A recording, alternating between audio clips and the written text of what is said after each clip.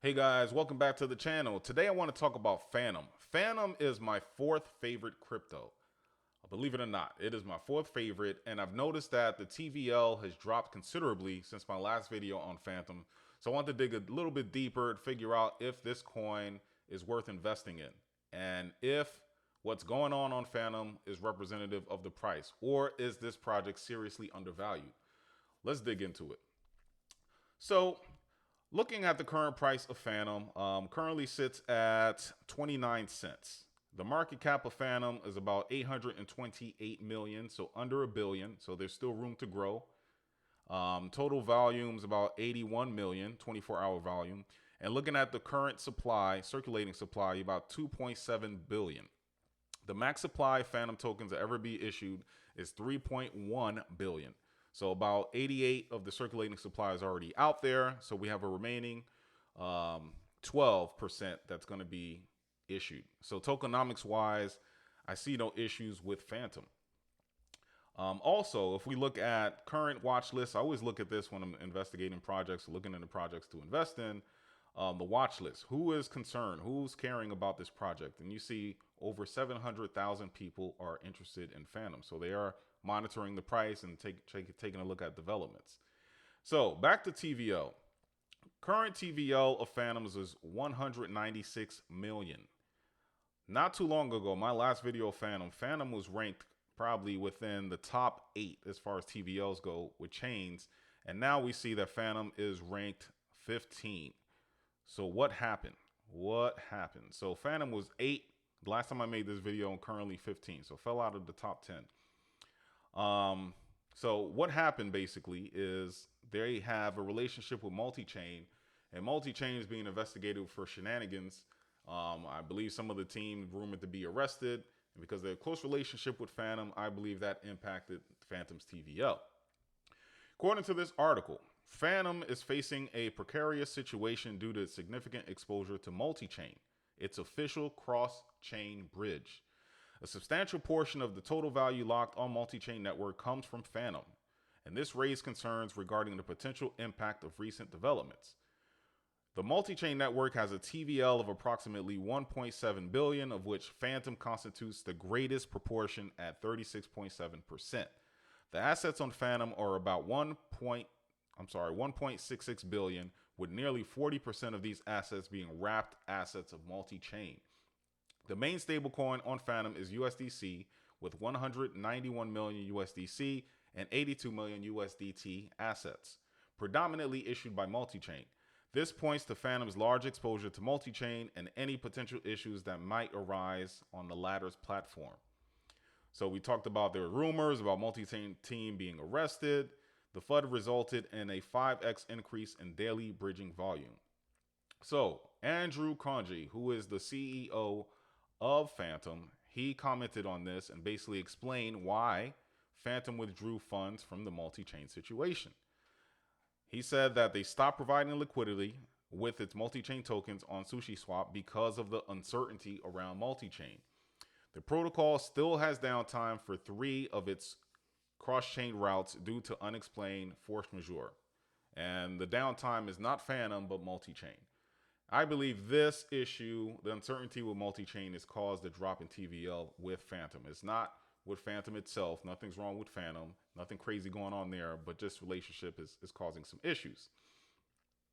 So if we look at the total active addresses on Phantom, if we look here, so we're in June, about 55,000, and then it goes peaks and valleys, about 53,000, and then here about 54. So we're averaging about 54, 55,000 active addresses on Phantom. Then if we want to look at daily transactions, you see here they're averaging, we're going here about June 21st there, 261,000, 237,000, and 264,000. So it's being used. There's still activity on Phantom. And to put things in perspective, the market cap of Cardano is almost 10 times the amount of what Phantom is. And the total active addresses on Cardano is about the same as Phantom, about 50,000, 55,000 active addresses. So very comparable. And TVL, although Phantom is knocked out of the top 10, it's still a little bit higher than Cardano. Now, I'm a big Cardano fan. That's my third favorite. But if we're looking, comparing apples to apples, is Phantom undervalued? Based on the stats that we just talked about, I say so. So let's continue to look and see what we have. So there's some news with Phantom. They still working, although there's some FUD. They're still working and still growing. They had an update to their wallet. So now there's an upgrade fixing some bugs, and now it's available in 11 languages.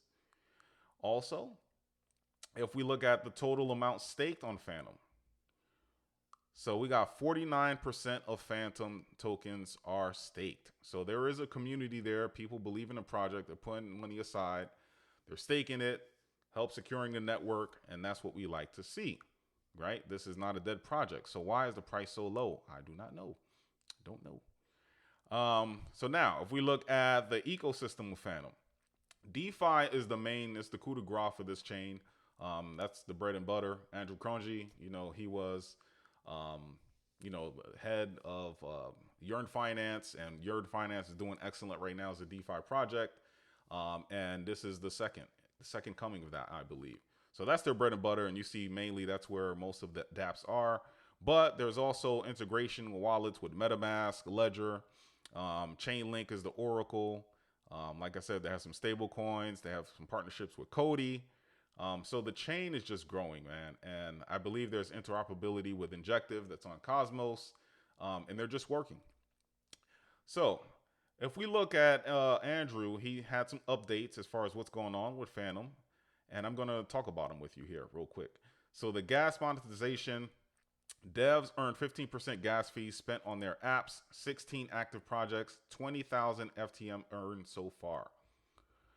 Ecosystem, Vault, 50K Phantom earned from gas fees from incubating projects. 3, over 10 million Phantom burnt via the fee burn. So there is Phantom burning. So we talked about, the high over 2 billion Phantom coins that they have, but there is a burning mechanism as well that will help with the price. Number 4, the current hackathon attracted 855 teams participating. We host this every quarter. So they're bringing dApp makers on board, help securing the network. All of this is very, very positive, and it's sponsored by Amazon. Number 5, one of the best ETH client development teams moved over to Phantom and building out a new hyper optimized client. Early tests already show a 40% throughput improvement. 6, pass governance to reduce validator minimum stake to 50,000, further increasing decentralization. In this current environment that we are in the US, you want to separate securities from commodities, and decentralization, passing the Howey test is a big thing. So they're focused on that, and I see that they're working towards decentralization. So that's positive. I like it. Number 7, we are close to releasing our 2 big milestones. First one is Carmen, which is EVM optimized DB mainnet storage, 98% overall throughput, and 9.8 faster. And then Tusca, which is an optimized EVM with large range of enhancements, FVM, overall gain 50% over current EVM architecture, 4 times throughput. So they are working, and that's what we like to see. That's what we like to see. So again, I go back to the market cap of Phantom, and we look at that 829 million.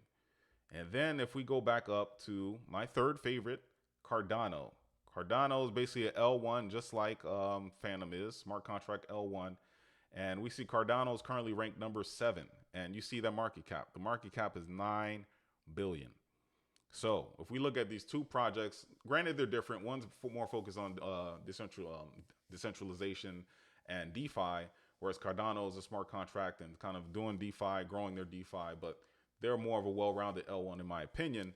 But they have the same amount of daily active users. Phantom has a little bit more TVL. Phantom's also dipping their feet into NFTs as well. I don't know.